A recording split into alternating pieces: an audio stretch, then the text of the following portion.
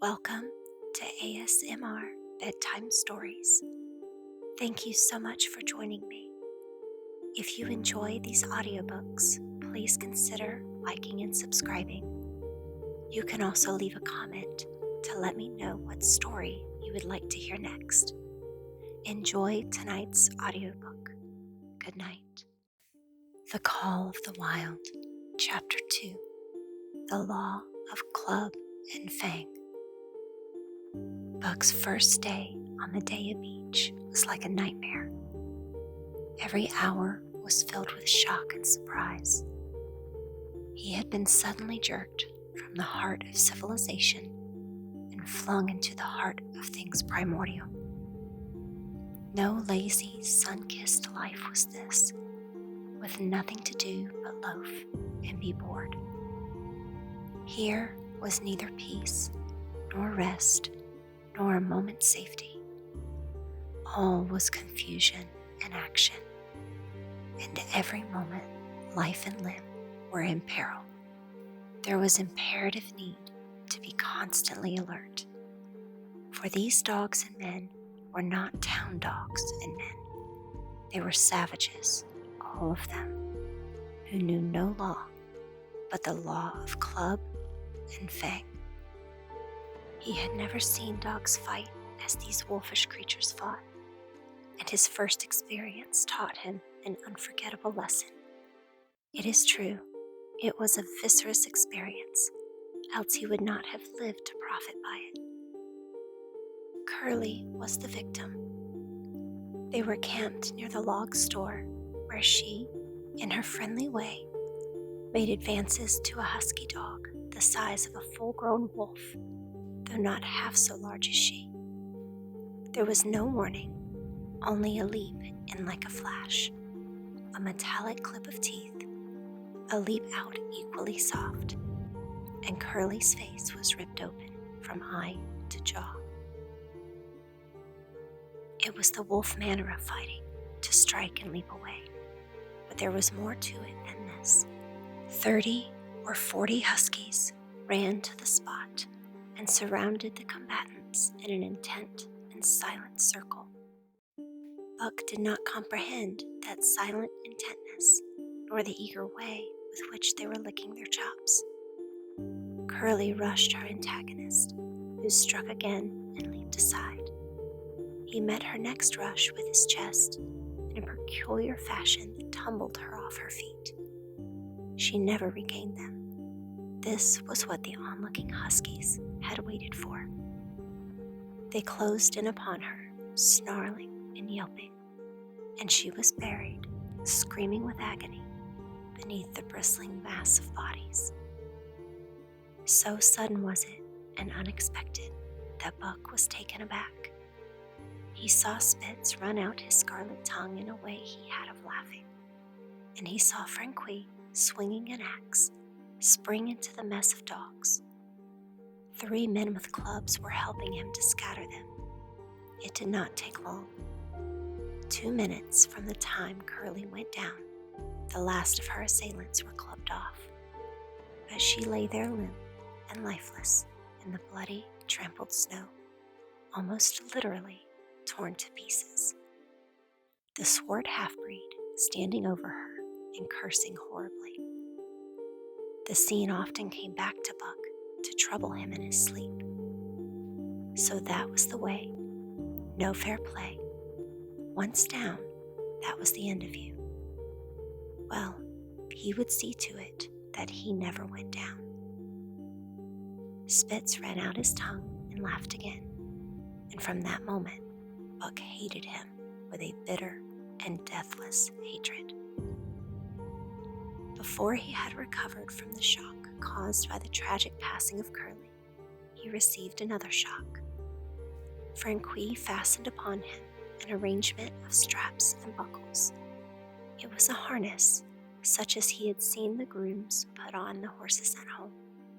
And as he had seen horses work, so he was set to work, hauling Franquise on a sled to the forest that fringed the valley, and returning with a load of firewood. Though his dignity was sorely hurt by thus being made a draught animal, he was too wise to rebel. He buckled down with a will and did his best, though it was all new and strange. Franqui was stern, demanding instant obedience, and by virtue of his whip, receiving instant obedience. While Dave, who was an experienced wheeler, nipped Buck's hindquarters whenever he was in error. Spitz was the leader, likewise experienced, and while he could not always get at Buck, he growled sharp reproof now and again, or cunningly threw his weight in the traces to jerk Buck into the way he should go. Buck learned easily, and under the combined tuition of his two mates and Franqui, made remarkable progress. Ere they returned to camp, he knew enough to stop at Hoe and to go ahead at Mush, to swing wide on the bends, and to keep clear of the wheeler when the loaded sled shot downhill at their heels. To Revere, good dogs, Franqui told Perrault. Dat Buck, him pull like hell. I'd teach him quick as anything. By afternoon, Perrault, who was in a hurry to be on the trail with his dispatches, returned with 2 more dogs. Billy and Joe, he called them, 2 brothers and true huskies both. Sons of the one mother though they were as different as night and day. Billy's one fault was his excessive good nature, while Joe was the very opposite, sour and introspective, with a perpetual snarl and a malignant eye. Buck received them in comradely fashion. Dave ignored them, while Spitz proceeded to thrash first one and then the other. Billy wagged his tail appeasingly, turned to run when he saw that appeasement was of no avail, and cried, still appeasingly, when Spitz's sharp teeth scored his flank. But no matter how Spitz circled, Joe whirled around on his heels to face him, mane bristling, ears laid back, lips writhing and snarling, jaws clipping together as fast as he could snap, and eyes diabolically gleaming, the incarnation of belligerent fear. So terrible was his appearance that Spitz was forced to forego disciplining him, but to cover his own discomfiture, he turned upon the inoffensive and wailing Billy and drove him to the confines of the camp. By evening, Perrault secured another dog, an old husky, long and lean and gaunt, with a battle-scarred face and a single eye which flashed a warning of prowess that commanded respect. He was called Solex, which means the angry one. Like Dave, he asked nothing, gave nothing, expected nothing. And when he marched slowly and deliberately into their midst, even Spitz left him alone. He had one peculiarity which Buck was unlucky enough to discover. He did not like to be approached on his blind side. Of this offense, Buck was unwittingly guilty, and the first knowledge he had of his indiscretion was when Solex whirled upon him and slashed his shoulder to the bone for 3 inches up and down. Forever after, Buck avoided his blind side, and to the laugh of their comradeship had no more trouble. His only apparent ambition, like Dave's, was to be left alone, though, as Buck was afterward to learn, each of them possessed one other and even more vital ambition. That night, Buck faced the great problem of sleeping.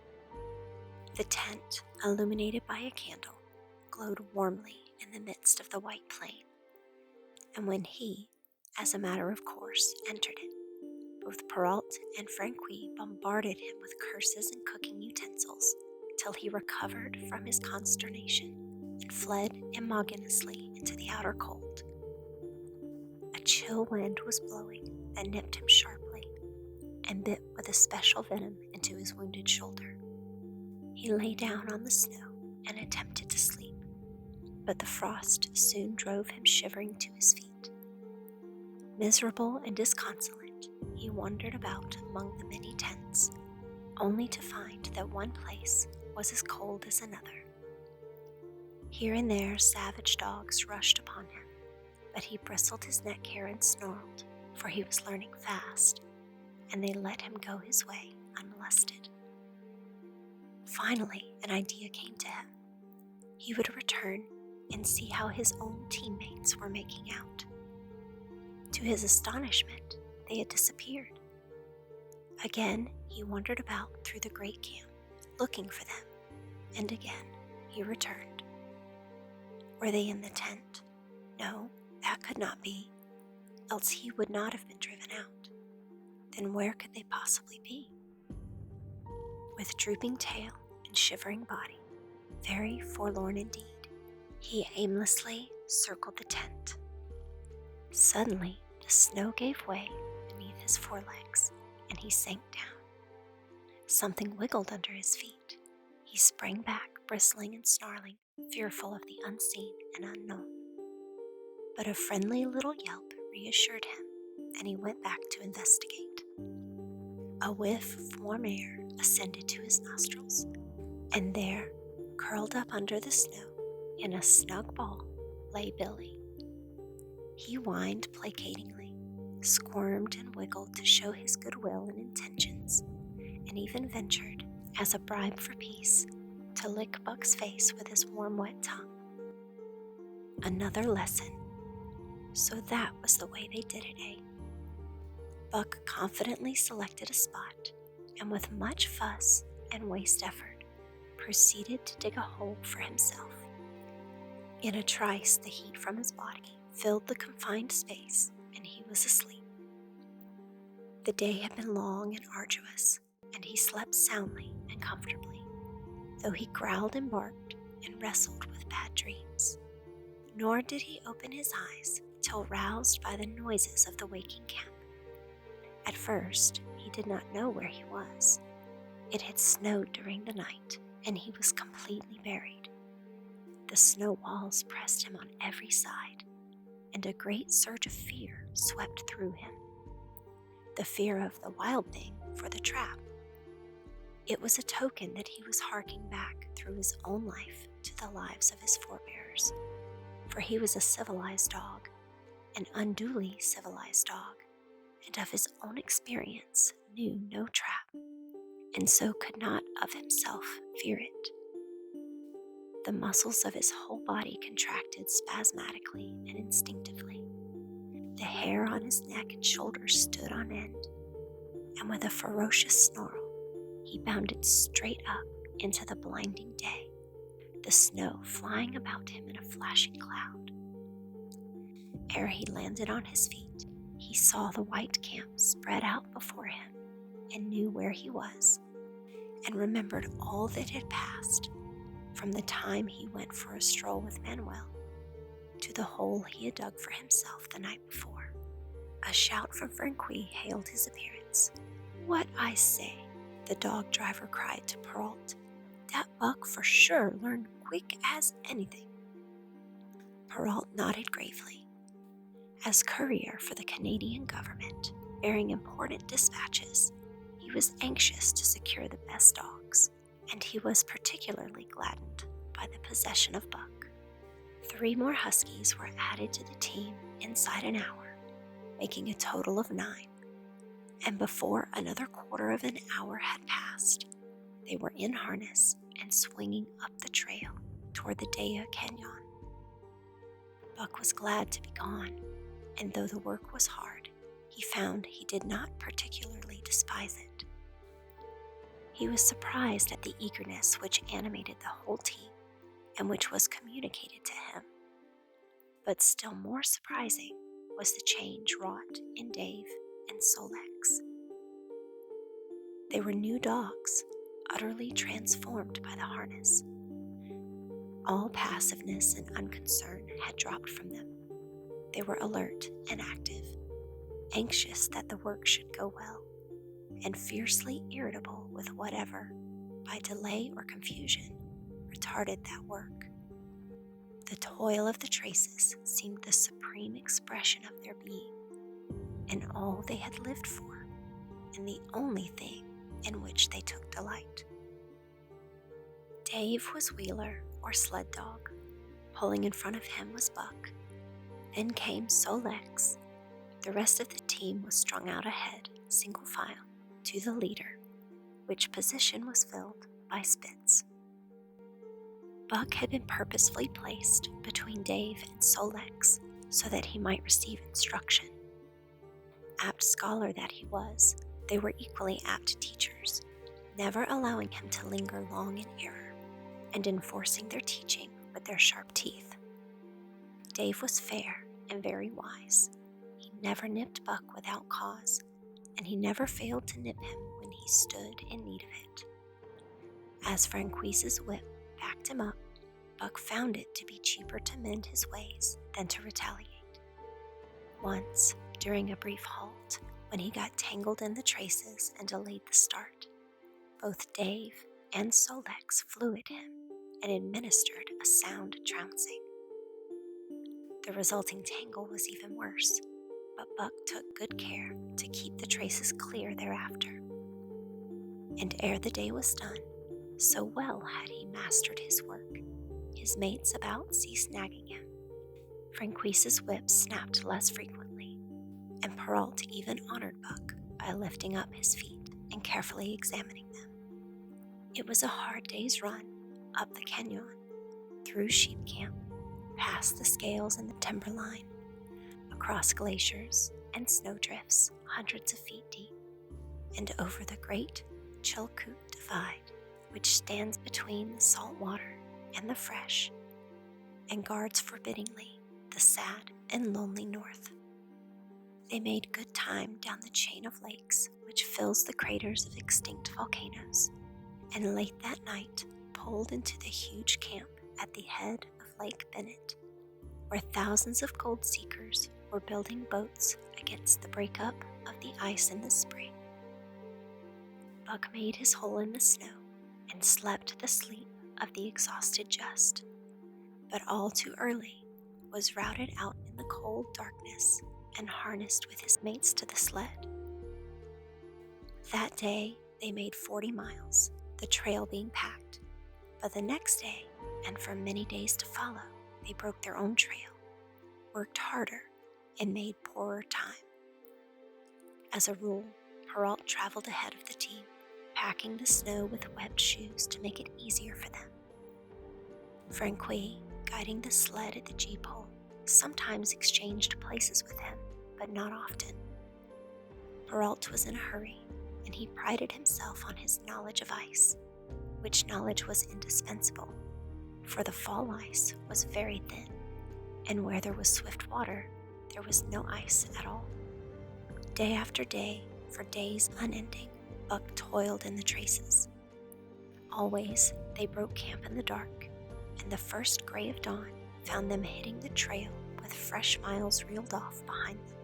And always they pitched camp after dark, eating their bit of fish and crawling to sleep in the snow. Buck was ravenous. The pound and a half of sun-dried salmon, which was his ration for each day, seemed to go nowhere. He never had enough, and suffered from perpetual hunger pangs. Yet the other dogs, because they weighed less and were born to the life, received a pound only of the fish and managed to keep in good condition. He swiftly lost the fastidiousness which had characterized his old life. A dainty eater, he found that his mates, finishing first, robbed him of his unfinished ration. There was no defending it.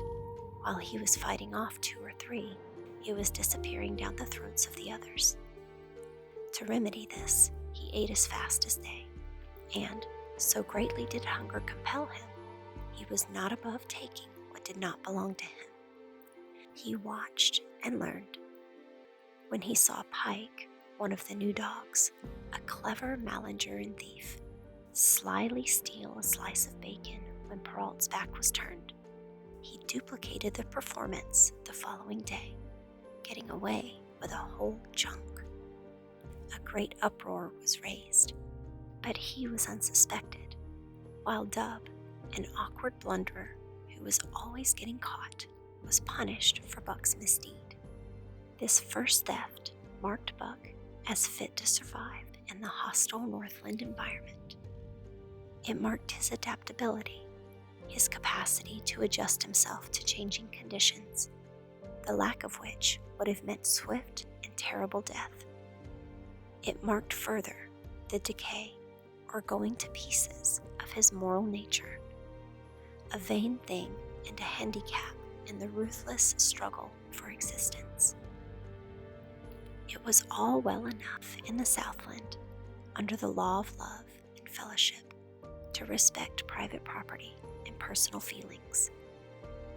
But in the Northland, under the law of club and fang, whoso took such things into account was a fool, and in so far as he observed them, he would fail to prosper. Not that Buck reasoned it out. He was fit, that was all, and unconsciously he accommodated himself to the new mode of life. All his days, no matter what the odds, he had never run from a fight, but the club of the man in the red sweater had beaten into him a more fundamental and primitive code. Civilized, he could have died for a moral consideration, say the defense of Judge Miller's riding whip. But the completeness of his decivilization was now evidenced by his ability to flee from the defense of a moral consideration and so save his hide. He did not steal for joy of it, but because of the clamor of his stomach. He did not rob openly, but stole secretly and cunningly, out of respect for club and fang. In short, the things he did were done because it was easier to do them than not to do them. His development, or retrogression, was rapid. His muscles became hard as iron, and he grew callous to all ordinary pain. He achieved an internal as well as external economy. He could eat anything, no matter how loathsome or indigestible, and once eaten, the juices of his stomach extracted the last least particle of nutriment, and his blood carried it to the farthest reaches of his body, building it into the toughest and stoutest of tissues. Sight and scent became unremarkably keen, while his hearing developed such acuteness that in his sleep he heard the faintest sound and knew whether it heralded peace or peril. He learned to bite the ice out with his teeth when it collected between his toes, and when he was thirsty and there was a thick scum of ice over the waterhole, he would break it by rearing and striking it with stiff forelegs.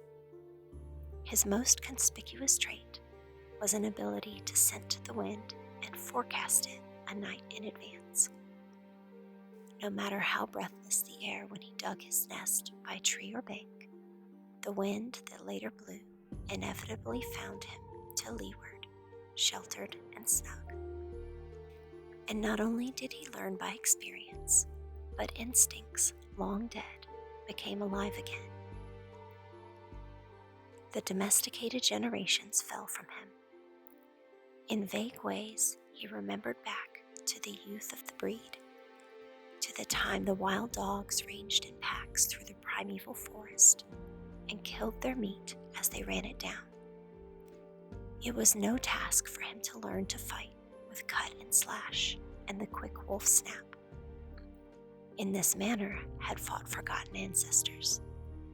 They quickened the old life within him and the old tricks, which they had stamped into the heredity of the breed, were his tricks. They came to him without effort or discovery, and when, on the still cold nights, he pointed his nose at a star and howled long and wolf-like, it was his ancestors, dead in dust, pointing nose at star and howling down through the centuries and through him. And his cadences were their cadences, the cadences which voiced their woe and what to them was the meaning of the stiffness and the cold and dark. Thus, as token of what a puppet thing life is, the ancient song surged through him, and he came into his own again. And he came because men had found a yellow metal in the north, and because Manuel was a gardener's helper whose wages did not lap over the needs of his wife and divers small copies of himself.